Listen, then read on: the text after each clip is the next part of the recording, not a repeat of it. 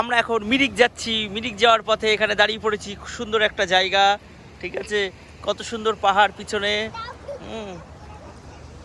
আর এই সেই জায়গাটা যেটা ব্রিজটা ভেঙে গেছিল আগের বার বন্যার সময়। ওদিকে আমাদের কাকার কোলে পুচকি।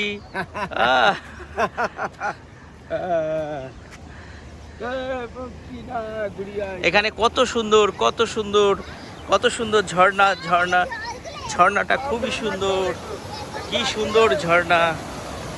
ওয়াও, কি ভালো লাগছে। ওয়াও ওয়াও, কি সুন্দর। ওফ, অবাক।